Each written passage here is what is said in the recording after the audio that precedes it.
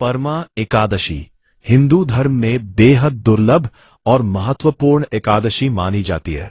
यह एकादशी हर साल नहीं आती, बल्कि लगभग 3 साल में एक बार आने वाले अधिक मास, मलमास या पुरुषोत्तम मास के कृष्ण पक्ष में आती है। शास्त्रों के अनुसार परमा शब्द का अर्थ है सर्वोच्च।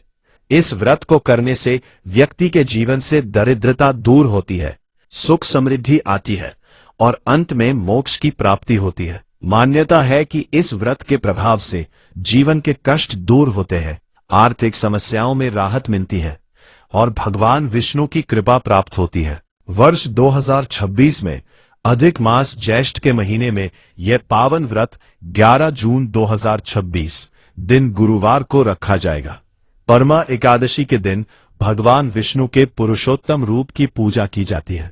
इसकी विधि इस प्रकार है। ब्रह्म मुहूर्त में शुरुआत। एकादशी के दिन सुबह सूर्योदय से पहले उठकर स्नानादि से निवृत्त हो जाए। संभव हो तो पीले रंग के साफ वस्त्र धारण करे। व्रत का संकल्प। हाथ में जल लेकर भगवान विष्णु के सामने व्रत का संकल्प ले। पूजा की तैयारी। घर के मंदिर में एक छोटी चौकी पर पीला कपड़ा बिछाकर भगवान विष्णु और माता लक्ष्मी की मूर्ति या तस्वीर स्थापित करे। अभिषेक और श्रृंगार। भगवान श्री हरि को गंगा जल से स्नान कराए, उन्हें पीले चंदन का तिलक लगाए, पीले फूल, फल और तुलसी दल, तुलसी के पत्ते मुख्य रूप से अर्पित करें। ध्यान रखें कि एकादशी के दिन तुलसी नहीं तोड़ी जाती, इसलिए एक दिन पहले ही तोड़कर रख ले। भोग और आरती।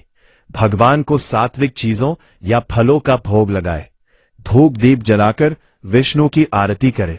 सहस्र नाम का पाठ करे या ओम नमो भगवते वासुदेवाय मंत्र का जाप करे।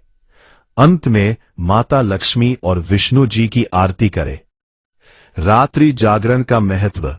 इस एकादशी पर रात के समय सोना नहीं चाहिए। रात में भगवान के भजनों, कीर्तन या मंत्रों का जाप करते हुए समय बिताना अत्यंत फलदायी माना गया है। परमा एकादशी व्रत कथा।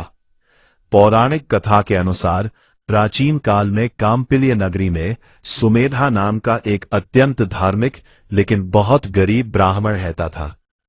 उसकी पत्नी का नाम पवित्रा था, जो बेहद पतिव्रता और शांत स्वभाव की थी। वे दोनों इतने गरीब थे कि कई बार उन्हें भूखा ही सोना पड़ता था, लेकिन फिर भी वे अपने द्वार पर आए किसी अतिथि को खाली हाथ नहीं लौटने देते थे। अपनी गरीबी से परेशान होकर जब सुमेधा ने अपनी पत्नी से धन कमाने के लिए परदेश जाने की बात कही, तो पवित्रा ने कहा कि धन और सुख दुख पूर्व जन्मों के कर्मों के आधार पर मिलते हैं, इसलिए हमें यही रहकर ईश्वर की भक्ति करनी चाहिए। एक दिन उनके घर महर्षि कौंडिन्य पधारे। सुमेधा और पवित्रा ने उनका आदर सत्कार किया। तब ब्राह्मण दंपत्ति ने ऋषि से अपनी दरिद्रता दूर करने का उपाय पूछा। महर्षि कौंडिन्य ने उन्हें बताया कि अधिक मास के कृष्ण पक्ष में आने वाली परमा एकादशी का व्रत रखने से सारे पाप नष्ट हो जाते हैं और दरिद्रता का नाश होता है। महर्षि के कहे अनुसार दोनों ने पूरी श्रद्धा से यह व्रत और रात्रि जागरण किया। व्रत के प्रभाव से कुछ ही दिनों में उनकी गरीबी दूर हो गई, उन्हें धन धान्य की प्राप्ति हुई और जीवन के अंत में वे विष्णु लोक को सिधारे।